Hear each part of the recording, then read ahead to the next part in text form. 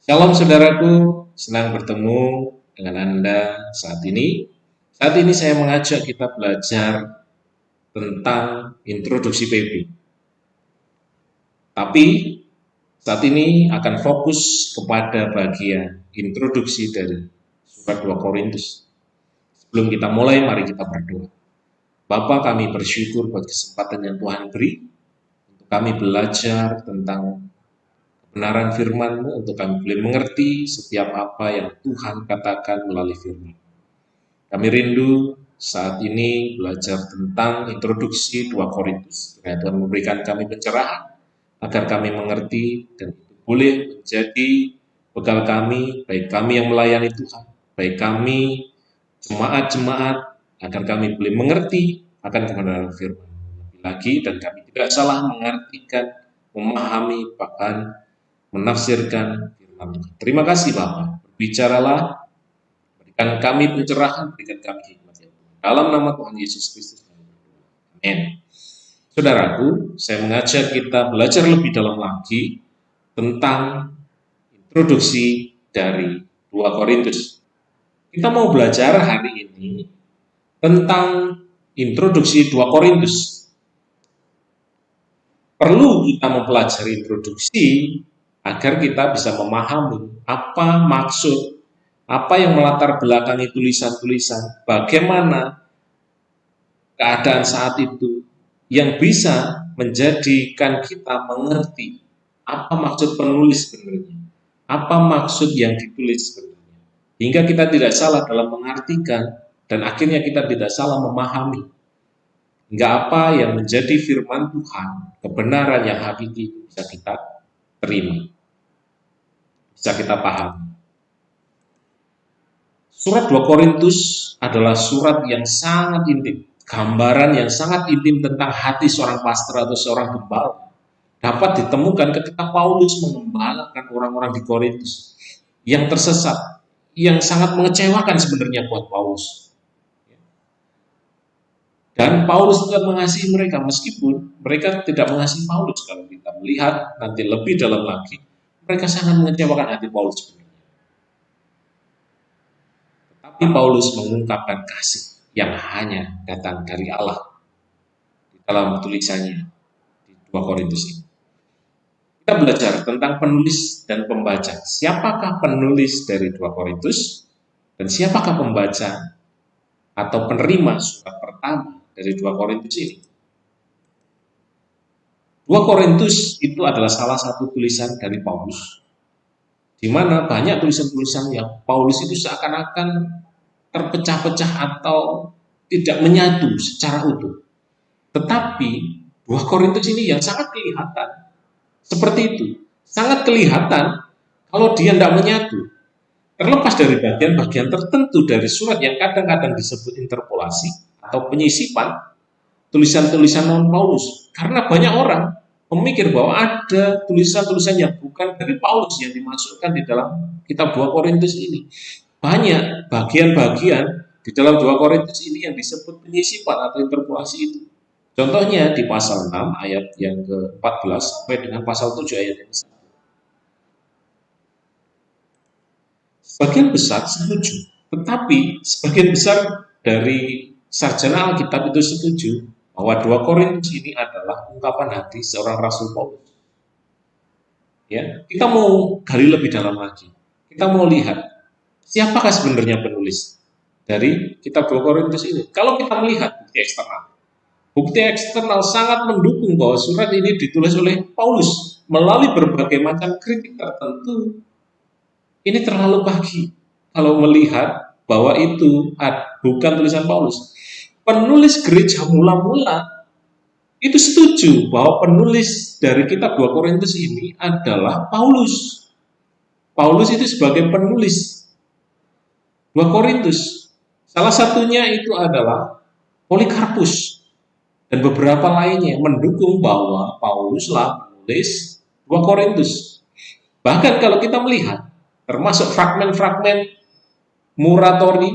Muratonian pada abad yang kedua mendukung juga bahwa Pauluslah penulis dari 2 Korintus.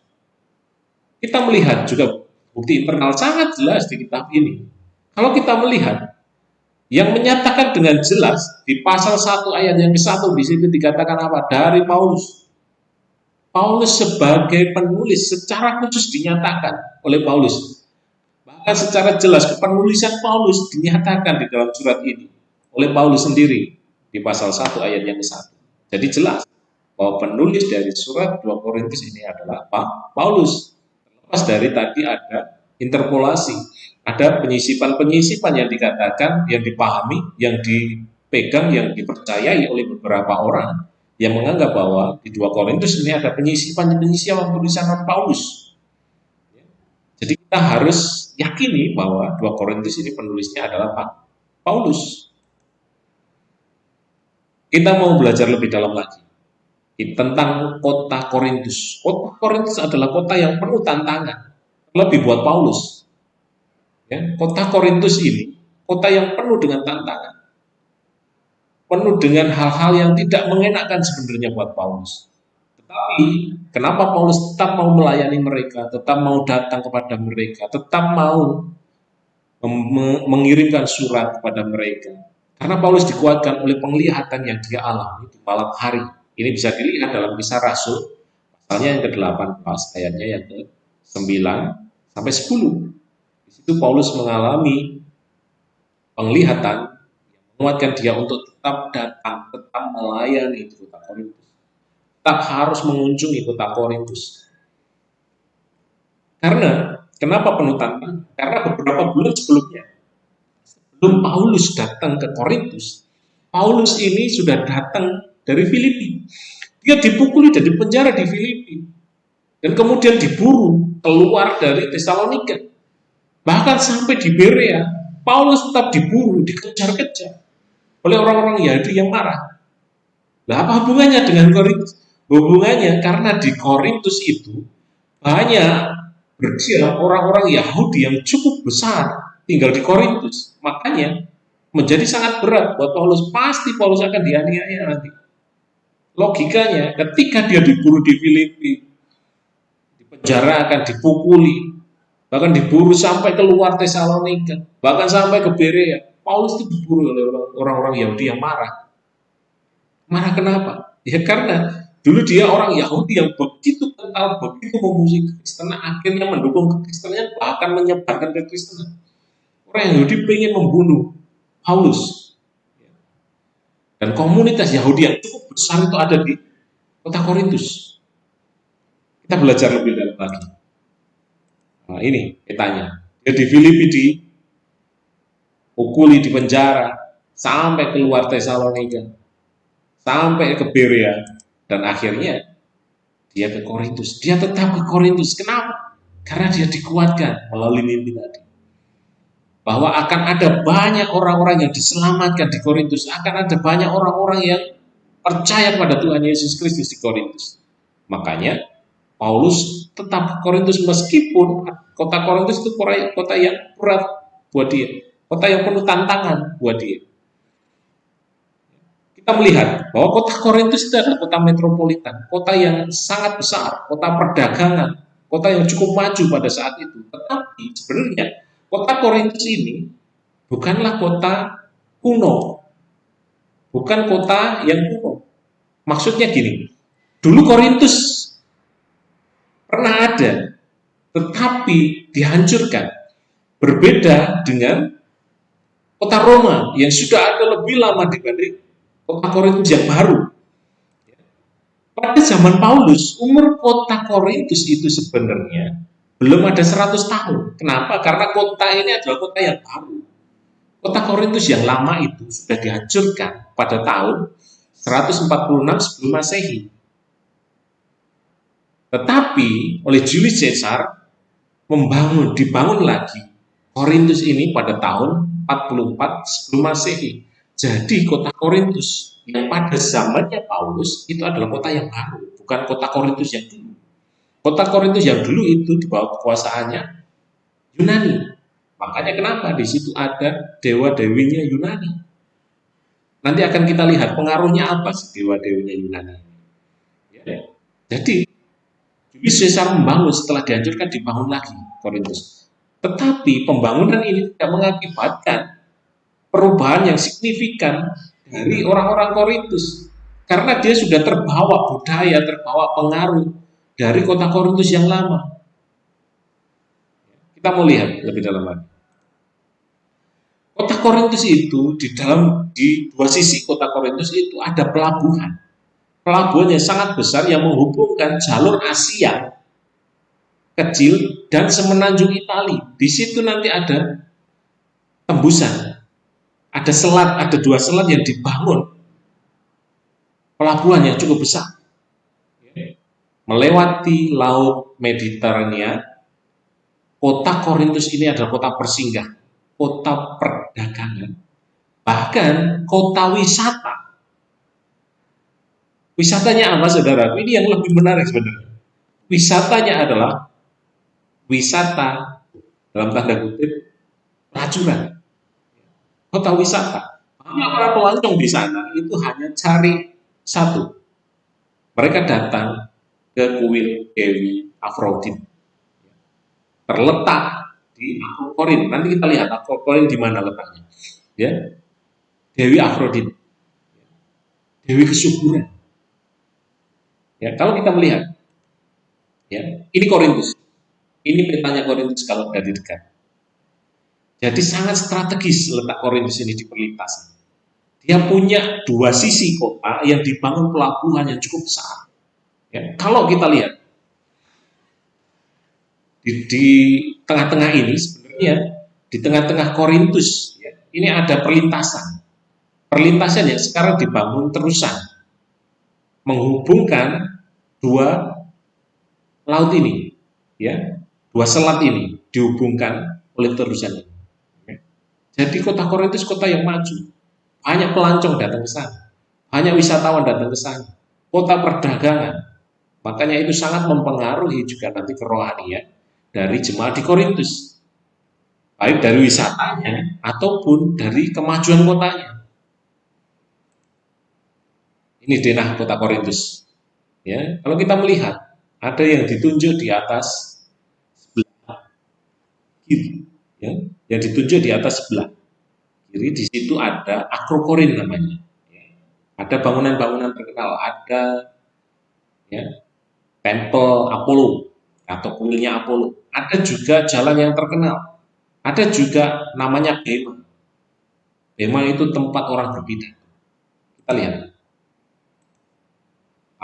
Inilah kuil dari Dewi Afrodit. Gambarannya kuil Dewi Afrodit itu kayak gini. Jadi kita bisa melihat ini kuil ada di atas. Kita bisa melihat di sana ada teluk, suatu yang indah ya.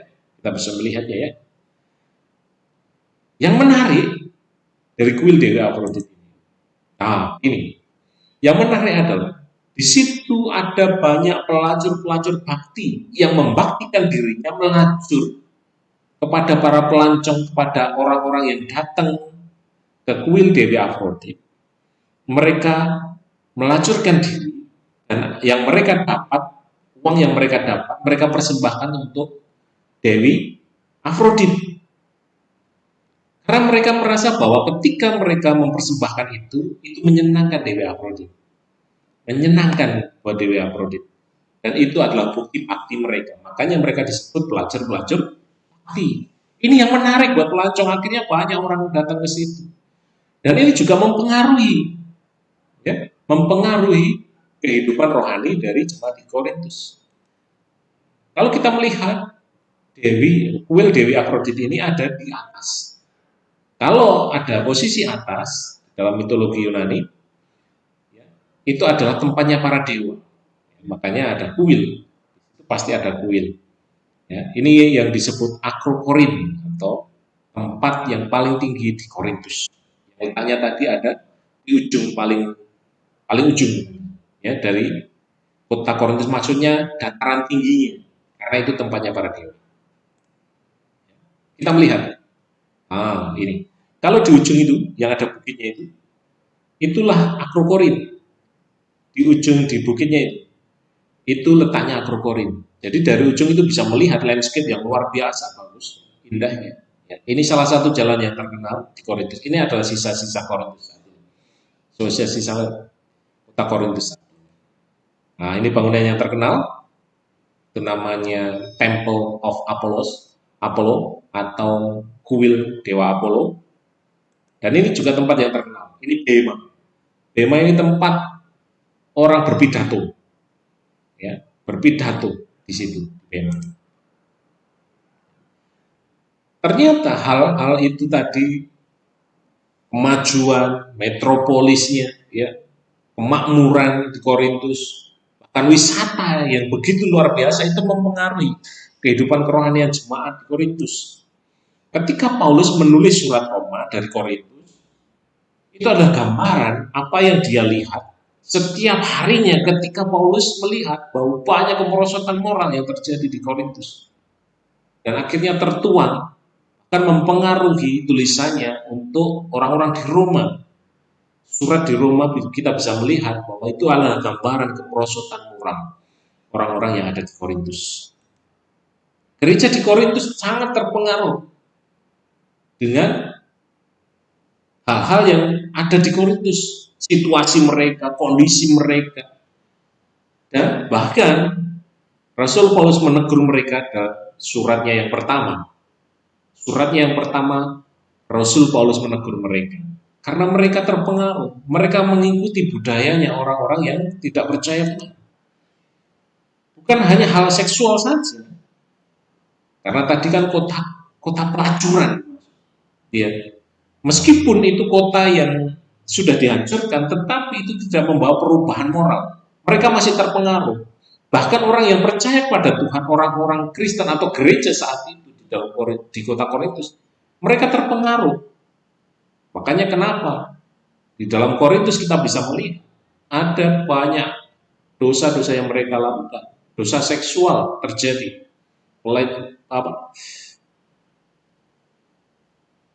penyelewengan seksual yang seharusnya tidak terjadi. Ada anak yang menikahi ibunya sendiri. Bahkan kalau kita melihat banyak hal-hal yang terjadi di jemaat Korintus karena terbentuk dari situasi kondisinya kota Korintus saat itu. Bahkan bukan cuma itu, mereka juga anak-anak rohani masih. Mereka hanya melihat, hanya hidup berdasarkan apa yang mereka lihat, apa yang mereka rasakan, dan pengaruh sekitar mereka. Mereka tidak pernah hidup dan berjalan dengan iman mereka. Ketika mereka percaya Tuhan, mereka hanya percaya kepada apa yang dilihatnya. Makanya kenapa? Hal-hal yang mistis, hal-hal yang fantastis, termasuk bahasa roh, nubuatan, mereka sangat kejar itu. Tetapi mereka melupakan iman, bahkan mereka melupakan kasih yang menjadi dasar kehidupan orang percaya. Makanya kenapa Paulus menegur mereka? Mereka hanya fokus kepada penampilan luar, karunia-karunia yang kelihatan mata. Mereka hanya berjalan berdasarkan pandangan mereka, apa yang mereka lihat. Tapi mereka tidak pernah berjalan berdasarkan iman. Kita lihat, fakta inilah fakta dari jemaat di Korintus yang terpengaruh dari budaya, dari keadaan Korintus saat itu. Fakta inilah yang coba Paulus ubah melalui surat-surat yang dia kirim dan melalui kunjungan-kunjungannya. Kita belajar tentang kontak dan korespondensi. Kontak dan korespondensi ini sebenarnya ada kontroversi dalam 2 Korintus ini. Kontroversi menyangkut berapa banyak surat yang Paulus kirim ke Korintus. Ada opini yang beredar, ada kisar 3 sampai 5 surat yang Paulus kirim. Nanti kita lihat. Dan berapa kali Paulus berkunjung. Ada yang bilang 2 kali, ada yang bilang 3 kali. Kapan ia mengunjungi mereka? Kita akan pelajari lebih detail. Meskipun tidak mempengaruhi pemahaman 1 Korintus, skema kunjungan dan surat Paulus yang diterima oleh jemaat di Korintus itu membentuk interpretasi untuk 2 Korintus. tidak mempengaruhi 1 Korintus, tetapi mempengaruhi 2 Korintus. Dari skema kunjungan juga surat-surat yang Paulus kirimkan. Kita akan pelajari. Kunjungan Paulus yang pertama. Kunjungan Paulus yang pertama itu terjadi ketika Paulus menjalankan misi yang pertama. Misi yang kedua. Misi yang kedua. Kota Korintus menjadi kota yang Paulus singgahi ketika Paulus menjalankan misi yang kedua. Tahun 51 sampai 52 Masehi. Ketika Paulus menjalankan misi yang ketiga, Paulus menulis surat yang pertama. Ini adalah surat yang Paulus tulis ketika Paulus menjalankan misi yang ketiga. Saat itu Apolos sedang melayani di Korintus. Kita bisa melihat dari Kisah Rasul 19 ayat 1 bahwa Apolos melayani di Korintus pada musim gugur tahun 53 Masehi. Paulus kembali ke Efesus dari perjalanan misinya yang ketiga.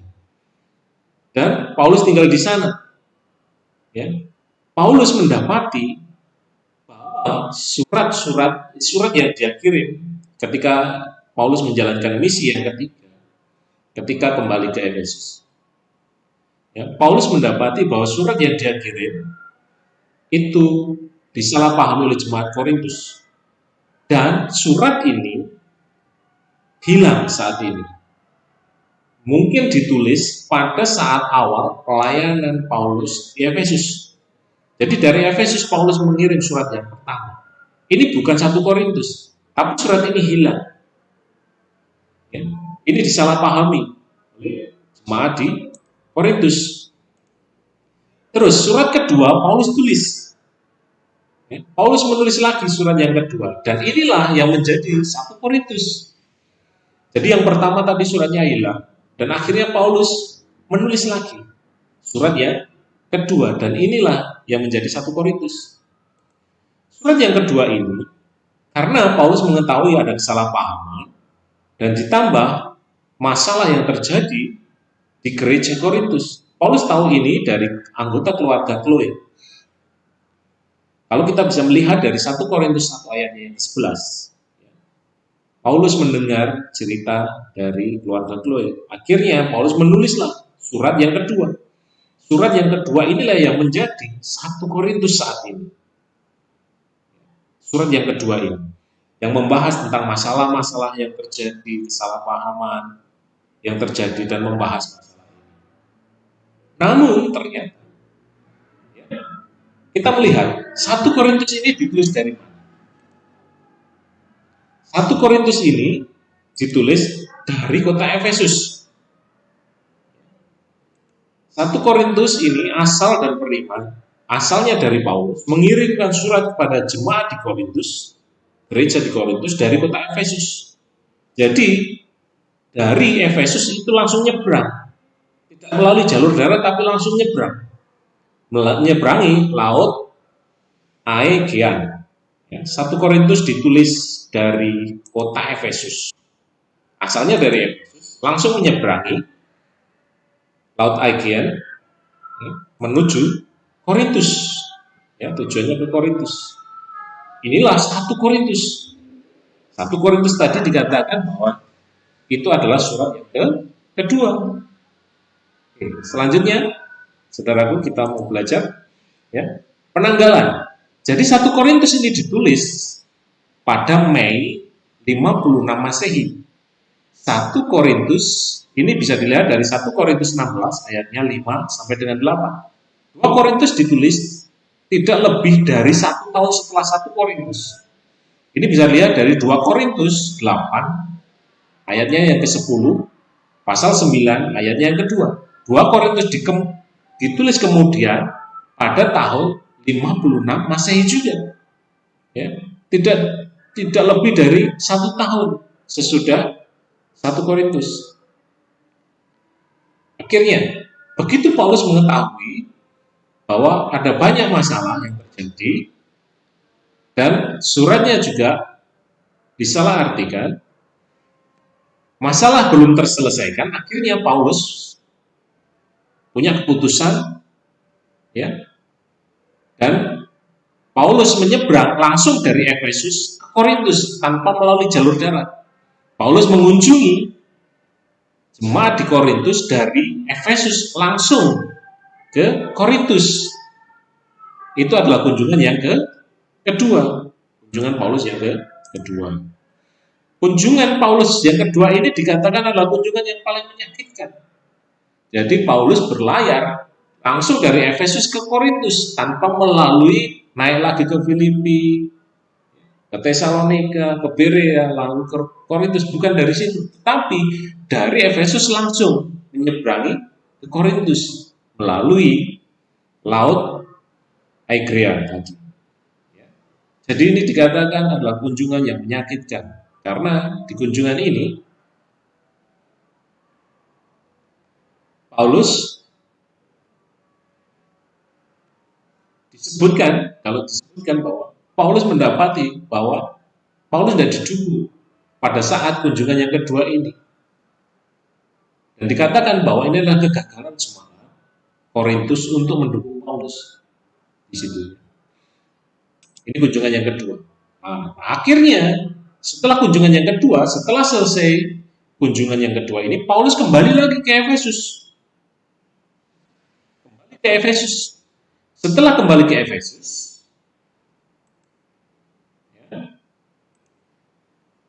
setelah kunjungan kembali ke Efesus, ia mengirim surat yang ketiga lagi untuk orang-orang Korintus. Nah, surat yang ketiga ini juga hilang seperti surat yang pertama. Surat yang ketiga ini hilang seperti surat yang pertama tadi. Jadi kalau kita melihat setelah menuliskan surat yang ketiga ini, Paulus akhirnya melanjutkan perjalanan misinya dari Efesus naik ke atas menuju Filipi dan akhirnya menuju ke daerah Makedonia. Dari Makedonia inilah Paulus menulis surat yang keempat. Nah, surat yang keempat inilah yang disebut 2 Korintus. Jadi surat yang pertama hilang, surat yang kedua itulah 1 Korintus, surat yang ketiga hilang, dan kirim lagi dari Makedonia, mengirim setelah dari Efesus melanjutkan perjalanan ke wilayah Makedonia. Dari Makedonia ini Paulus menulis surat 2 Korintus. Kita lihat, ya. Setelah perjalanan dari Efesus naik ke wilayah Makedonia, dari Makedonia inilah Paulus menulis surat 2 Korintus. Langsung dari Makedonia ke Korintus dikirim, tujuannya ke Korintus. Penanggalan 1 Korintus ditulis, ya, Mei, tadi kita sudah bahas ini. Dan kemudian Mei 56 Masehi. Kemudian 2 Korintus ditulis lebih dari setahun, tahun 56 Masehi. Asalnya penulis dan penerima surat asal dari Paulus mengirimkan surat kepada jemaat di Korintus dari provinsi Makedonia sebelah utaranya Korintus. Kalau kita melihat dalam peta itu sebelah utaranya. Dan setelah mengirim surat yang kedua, Paulus akhirnya melakukan kunjungan juga yang ketiga pada jemaat yang Korintus pada saat musim dingin tahun Masehi 56 sampai 57. Ini kita bisa lihat di dalam Kisah Rasul 20 ayatnya yang kedua sampai dengan ketiga. Jadi kalau secara ringkasnya kita bisa lihat bahwa perjalanan Paulus yang pertama, kunjungan Paulus ke Korintus pada saat perjalanan misi yang kedua. Terus surat yang pertama Paulus tulis untuk jemaat di Korintus. Ya. Dari Efesus Paulus menulis untuk jemaat di Korintus. Dan ternyata surat yang pertama ini hilang.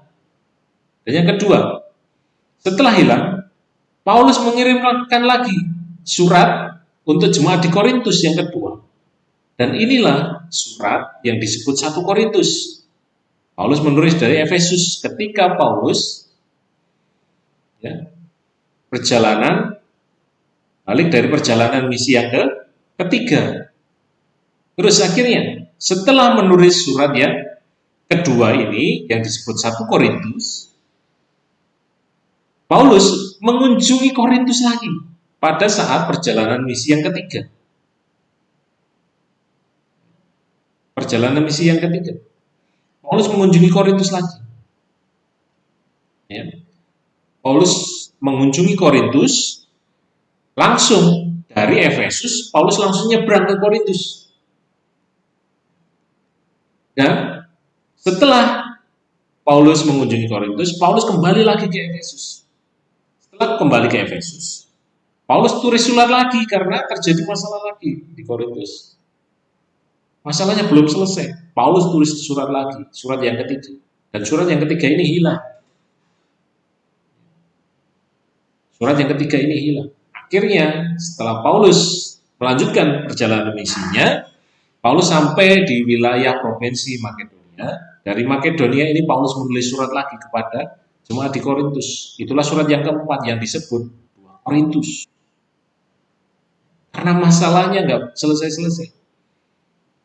Setelah menulis 2 Korintus ini, Paulus akhirnya mengunjungi jemaat di Korintus lagi dalam kunjungan Paulus yang ketiga. Jadi kunjungan Paulus itu 3 kali pada jemaat di Korintus. Dan surat yang dikirimkan ada 4 kali. Tetapi ada pendapat lain yang berpendapat bahwa surat yang dikirim itu 5. Kita lihat. Kita lihat di dalam listnya ini. Menurut Colin Kruse, kunjungan pertama ke Korintus perjalanan misi yang kedua. Menurut David Gallery itu sama. Surat yang pertama juga sama. Dinyatakan hilang menurut 2 ahli ini. Surat yang kedua, inilah 1 Korintus. 1 Korintus. Paulus mengetahui kesalahpahaman dan masalah tambahan dari gereja Korintus dari keluarga Chloe. 1 Korintus 1 ayatnya ke-11. Menurut David juga sama. Inilah 1 Korintus. Terus setelah itu masalah gereja itu tidak terselesaikan. Paulus memutuskan untuk mengunjungi gereja di Korintus untuk kedua kalinya. Untuk kedua kalinya Paulus mengunjungi gereja di Korintus. Dari Efesus langsung nyebrang ke Korintus. Dan setelah selesai kunjungannya, Paulus kembali lagi ke Efesus. Langsung nyebrang ke Efesus. Dan Paulus menulis surat yang ketiga. Nah, surat yang ketiga ini dinyatakan hilang. Menurut Colin juga hilang. Menurut David juga hilang. Nah, yang berbeda di sini, saudaraku. Kalau menurut Colin, surat Korintus, surat yang keempat, itu adalah 2 Korintus 1 sampai 9. 1 sampai 9. Kalau menurut Colin, surat itu ada 5 yang dikirimkan oleh Paulus. Surat yang keempat dan surat yang kelima. Itu dua-duanya akhirnya tergabung menjadi 2 Korintus. Kalau menurut David, itu menjadi 1. Jadi surat yang dikirim kalau menurut David itu 4. Kalau menurut Colin Kruse itu ada 5. Dan selanjutnya kunjungan yang ketiga. Jadi ada yang berpendapat bahwa surat yang dikirim Paulus kepada jemaat di Korintus itu ada 5, ada juga yang 4. Kalau yang saya pahami itu 4, yang saya pegang itu 4. Tapi semua kembali lagi, tergantung pemahaman. Tapi ini tidak mempengaruhi, nggak terlalu besar mempengaruhi. Tujuan penulisan surat. Di antara tahun Paulus menulis surat 1 Korintus, ternyata guru-guru palsu itu sudah masuk ke jemaat dan mengarahkan jemaat untuk melawan Paulus sebenarnya. Dan menuduh Paulus sebagai orang yang sombong, yang licik, tidak menarik dalam penampilan dan khotbah, tidak jujur, tidak memiliki kualitas sebagai rasul. Ya. Ketika Paulus menuliskan 1 Korintus ini, di antara 1 Korintus dan 2 Korintus ini banyak pengajaran-pengajaran masuk, banyak guru palsu yang mengajarkan bahwa Paulus itu tidak layak jadi rasul. Paulus itu tidak murni, dia itu sombong, dia itu licik, khotbahnya tidak baik, penampilannya juga nggak menarik, dia tidak jujur, nggak punya kualitas sebagai rasul dia itu. Paulus melihat tantangan ini sebagai alasan yang solid untuk mengunjungi jemaat di Korintus secara pribadi. Makanya Paulus selain menulis juga mengunjungi secara pribadi jemaat di Korintus. Kunjungannya sampai tiga kali kita sudah pelajari tadi. Dan suratnya ada 4 kali. 2 Korintus ditulis dengan tujuan untuk membela keaslian, kerasulan, dan pesannya. Ini tidak dilakukan dalam semangat untuk melindungi dirinya sendiri, tetapi karena Paulus tahu bahwa penerimaan pelayanannya dan pesannya terkait erat dengan kesejahteraan rohani, kehidupan rohani jemaat Korintus itu sendiri, agar mereka tidak jadi kanak-kanak rohani, agar mereka bertumbuh, agar mereka hidup bukan dari apa yang mereka lihat saja, tetapi hidup dalam iman mereka jadi dewasa. Itu tujuan dari surat Paulus, bahkan tujuan dari kunjungannya. Karakteristik 2 Korintus ini mengungkapkan karakter-karakter Paulus, motivasinya, prioritasnya, keinginan-keinginannya, dan emosinya lebih daripada di dalam tulisan perjanjian baru lainnya. Tidak ada surat yang lebih pribadi dan intim daripada 2 Korintus ini. Makanya di dalam pendahuluan tadi dikatakan bahwa ini adalah gambaran keintiman seorang pastor atau seorang gembala yang mengembalakan jemaat di Korintus yang tersesat dan mengungkapkan kasih Allah, hanya kasih Allah yang sejati. Kasihnya yang abadi, yang menyatakan kasih abadi kepada orang-orang Korintus, meskipun kasih sayang mereka itu berubah-ubah kepada Paulus, tetapi Paulus tetap mengasihi mereka, tetap menjadikan mereka anak-anak rohaninya, tetap mendidik mereka dalam kebenaran. Karakteristik. Surat ini merupakan pengembangan dari perintah Paulus. Sebelumnya dalam hal memberi, 1 Korintus 16 ayatnya yang ke-1 sampai 4, dan merupakan pasal yang paling penting mengajarkan tentang memberi di sepanjang perjanjian baru. Itu terlihat dalam 2 Korintus 8 ayatnya ke-9. Ya, kalau kita melihat ada banyak penentang-penentang Paulus di Korintus. Ini masih menjadi perdebatan. Siapakah sebenarnya penentang-penentang Paulus? Kita mau lihat.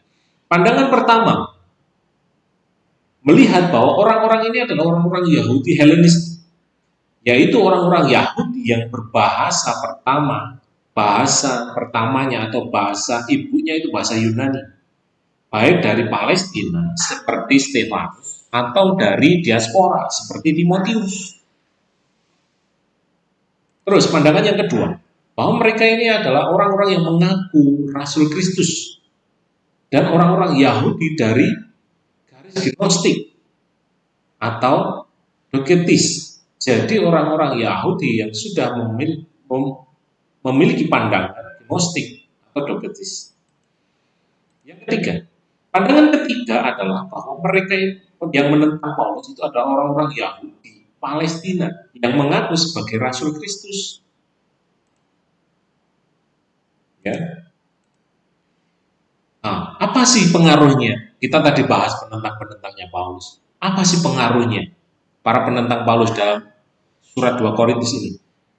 Ya. Kalau kita melihat, itu bisa kita bagi dalam 3 bagian, yaitu pasal 1 sampai dengan 7, pasal 8 sampai dengan 9, pasal 10 sampai dengan 13. Pasal 1 sampai dengan 7 ini menyatakan ketulusan dalam pelayanan Paulus. Paulus itu dicurigai ketulusannya. Dan bagian pasal 1 sampai dengan 7 itu menyatakan pembelaan akan motivasi Paulus. Dan menyatakan karakternya yang tulus, yang tidak perlu dicurigai. Paulus dicurigai, yang pasal yang ke-8 sampai dengan 9, Paulus itu dicurigai bahwa Paulus itu mencari untung dari pemberian jemaat untuk orang miskin, karena di situ di pasal ini dijelaskan bahwa ada pengumpulan atau donasi untuk orang-orang miskin. Ini pembelaan Paulus, pembelaan akan hal-hal yang berharga, persembahan dari orang-orang kudus dijelaskan di situ. Kalau kita melihat bagian yang terakhir, bagian yang ketiga, pembelaan serta penolakan Paulus kepada penentangnya, juga penentang Kristus. Pasal 10 sampai dengan 13, pembelaan akan karakter Paulus, bahwa dia ini benar-benar seorang rasul. Dan pengakuan jati dirinya, pengakuan karakternya dia, pengakuan Paulus. Tentang kesatuan, semua surat Paulus memiliki bagian-bagian yang terpisah, seakan-akan tidak nyatu. Tetapi paling jelas ini terlihat dari 2 Korintus. Jadi dari surat-surat Paulus ini kelihatannya itu terpisah-pisah, tidak nyatu. Tetapi yang paling jelas kelihatan aja itu 2 Korintus. Dan di mana surat 2 Korintus ini disusun kemungkinan berkontribusi pada hal-hal ini. Tetapi itu tidak memuaskan para pendukung interpolasi dalam 2 Korintus. Ya. Jadi keadaan itu yang mungkin menyebabkan hal ini. Tetapi itu tidak memuaskan bagi orang-orang yang punya pemahaman bahwa 2 Korintus ini banyak interpolasinya, banyak penyisipannya, banyak tulisan-tulisan yang bukan dari Paulus. 5 interpolasi yang diusulkan. Ya, kalau kita melihat, ada orang yang beranggapan bahwa 2 Korintus 2 ayat 14 sampai dengan 7 ayat yang keempat dianggap oleh beberapa orang sebagai surat yang terpisah dan yang mengganggu alur dari surat itu, yang akhirnya tidak mulus antara 2 pasal 13 dan 7 pasal 7 ayat 15. Pasal 2 13 dan sampai, maksudnya tidak nyambung, akhirnya terasa ada yang janggal, ya. Ini yang pertama. Yang kedua, 2 Korintus 6 ayatnya yang ke-14 sampai 7 pasal yang ke-1, dia sering dianggap bagian ini asing, yang memutuskan ikatan sebelumnya dari pasal 6 ayat 13 sampai pasal 7 ayat 2. Jadi seakan ini memutuskan alur dari tulisan Paulus, dan seakan-akan ini ditambahkan dalam tulisannya Paulus. Pasal yang ke-8 dianggap oleh beberapa orang sebagai bagian yang dipisahkan dari surat yang berbeda, karena pasal 9 ayat 1 dimulai seolah-olah tidak ada komentar pada kumpulan yang mendahulunya, sementara peralihan ke pokok bahasan dalam pasal yang ke-8 dirasakan terlalu mendadak, ya, terlalu mendadak. Jadi seakan-akan pasal 8 ini adalah sisipan karena pendahulunya terlalu mendadak dan seolah-olah tidak nyambung dengan pasal yang ke-9 ayat 1. Nah, ini yang selanjutnya. Beberapa orang percaya pasal 10 sampai 13 adalah surat yang terpisah. Tadi dikatakan ada yang beranggapan bahwa surat Paulus itu ada 4, termasuk yang saya yakini. Ada yang beranggapan juga 5. Pasal 10 sampai 13 adalah surat yang terpisah dari pasal 1 sampai dengan 9. Ada jeda waktu dan merupakan surat yang kelima yang Paulus tulis kepada jemaat yang di Korintus. Tapi bukti ini kurang kuat. Ya.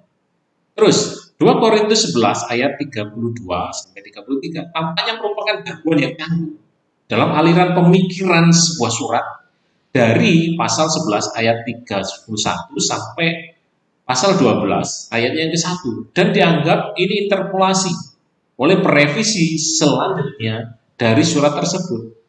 Jadi dianggap bahwa ada orang yang merevisi dan akhirnya memasukkan ayat ini. Ya. Kesimpulan dari interpolasi, adakah penyisipan atau tulisan yang bukan Paulus yang disisipkan di dalam 2 Korintus. Tidak ada penjelasan tentang bagaimana bagian yang terpecah-pecah itu muncul untuk membentuk 2 Korintus kanonik yang bahkan sedikit diterima. Ditambah dengan fakta-fakta bahwa tidak ada sedikit pun bukti manuskrip yang mendukung interpolasi apapun. Jadi di dalam manuskrip tidak ada yang membuktikan bahwa itu tambahan atau sisipan. Jadi kita harus yakini bahwa 2 Korintus memiliki kesatuan yang kohesif, yang tidak terpisahkan meskipun dia terpecah-pecah, tapi dia menyatu, dia kohesif, tidak terpisahkan. Satu kesatuan, 2 Korintus. Ya. Garis besar, kita masuk ke garis besar. Kalau kita melihat garis besar, pendahuluan, ada pendahuluan. Ya. Kalau kita melihat di pendahuluan, maaf itu ada salah ketik. Harusnya pasal 1 ayat yang ke-1 sampai dengan yang ke-11. Saat itu Paulus sedang bersiap untuk melakukan perjalanan ke Korintus, dari Makedonia ke Korintus, untuk kunjungan yang ketiga. Paulus mempersiapkan kedatangannya dengan mengirim surat ini. Jadi dijelaskan di situ ada salam, siapakah penulis, nama penulis dan penerima diikuti dengan alasan, dengan salam sesuai dengan gaya penulisan surat biasanya pada abad yang pertama. Ucapan syukur, salah satu dari banyak paradoks dalam kehidupan kekristenan adalah kasih karunia Allah paling nyata dialami bukan pada saat terbaik tetapi pada saat tampaknya paling buruk. Jadi ada ucapan syukur atas penghiburan yang Tuhan berikan. Ini Paulus tuliskan dalam pasalnya yang pertama ayat 3 sampai dengan 11. Ini bagian pendahuluan. Bagian yang kedua, pelayanan kerasulan, pasal 1 ayat 12 sampai dengan 7 ayat yang ke-16. Di situ dibagi 3 bagian, ada perubahan rencana yang dipertahankan, pelayanan mulia dijelaskan, akibat dari kemurahan. Pasal 9 ayat 6 sampai dengan 15. Perubahan, salah satu alasan Paulus menulis surat ini adalah menjawab sindiran yang diajukan Korintus tentang keaslian kerasulannya. Makanya kenapa Paulus menjelaskan tentang pelayanan kerasulannya. Perubahan rencana yang dipertahankan bagian pertama. Siapa yang mengajukan pertanyaan di benak jemaat Korintus tentang dugaan kurangnya komitmen Paulus kepada jemaat di Korintus dengan atau dugaan ketidaktulusannya. Ya. Jadi tidak ada. Jadi kalau kita lihat kesimpulan bahwa apa yang dibicarakan itu adalah dibicarakan mengenai rasul-rasul palsu. Makanya Paulus di sini menceritakan, Paulus menuliskan kepada jemaat di Korintus tentang pelayanannya. Dia jelaskan pelayanannya. Dia jelaskan apa yang dia kerjakan. Ya. Mengenai kalau kita lihat pelayanan yang mulia, di situ juga dijelaskan di pasal yang kedua tentang menang di dalam Kristus, pemuliaan dalam roh, dari roh, kuasa dari Tuhan, perspektif yang abadi, peran rekonsiliasi, tanda pelayanan juga dijelaskan, juga respon yang antisipatif. Dan di situ juga dijelaskan akibat kemurahan. Ya. Kalau kita lihat selanjutnya, bagian yang ketiga. Bagian yang ketiga, ini dijelaskan tentang pemberian yang murah hati.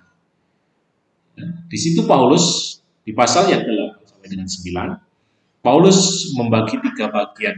Di situ ada contoh kedermawanan, Paulus mencontohkan kedermawanan. Saran dan pengaturan untuk pengumpulan. Ya, pengumpulan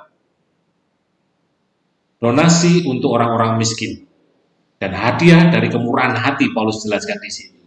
Pasal yang ke-9 ayatnya yang ke-6 sampai dengan ke-15. Kalau kita lihat bagian selanjutnya, bagian yang keempat, tindakan afirmatif. Pasalnya yang ke-10 sampai dengan 13, himbauan untuk taat ya dibagi 4 bagian. Jadi ada himbauan yang taat, Rasul Paulus dihadapkan, presidensial apostolik, dan tanggapan yang rekomendasi, yang direkomendasikan. Ya. Paulus tidak memiliki transisi yang mudah ke topik yang dia pesan untuk yang terakhir. Karena itu, keempat bab terakhir ini kadang dianggap berasal dari surat yang berbeda. Ya, terkadang kelihatan nggak nyatu. Gitu. Tetapi kalau kita lihat, tidak ada bukti yang membuktikan bahwa ini adalah surat yang berbeda. Ya. Jadi kita harus pahami bahwa 2 Korintus adalah satu kesatuan yang kohesif, yang menyatu. Meskipun terlihat terpecah-pecah, tapi itu adalah satu kesatuan. Ada bukti yang membuktikan bahwa itu terpisah. Yang ketiga, yang kelima adalah kesimpulan. Jadi di situ Paulus menjelaskan tentang perilaku yang patut, juga yang terakhir seperti kebiasaan penulis-penulis surat abad pertama adalah salam dan doa. Demikian penjelasan dari saya mengenai introduksi dari 2 Korintus. Kiranya memberikan kita pencerahan, pemahaman, agar kita bisa memahami surat 2 Korintus ini dengan lebih komprehensif, dan kita bisa mengaplikasikannya, dan kita bisa memahami secara benar, dan kita bisa menafsirkan, bahkan mendapatkan pemahaman yang benar mengenai firman Tuhan yang ada di dalam 2 Korintus. Kiranya memberkati kita semua. Sampai ketemu kembali di dalam pelajaran introduksi PB selanjutnya, bahkan yang selanjutnya. Tuhan Yesus memberkati kita semua. Haleluya. Salam. Tuhan memberkati.